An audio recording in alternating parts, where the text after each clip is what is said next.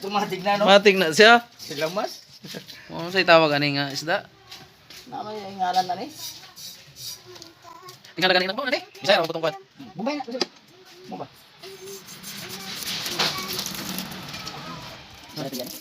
Oh, dia sa kwan ba? Sa pagalian ano ni. Itang ganin dito ako. So yan, sample pa lang yan, lutong bahay. Pero mamaya yung special na pares niya.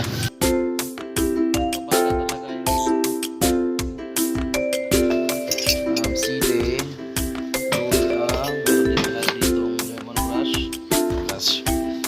and salit saka siling espada.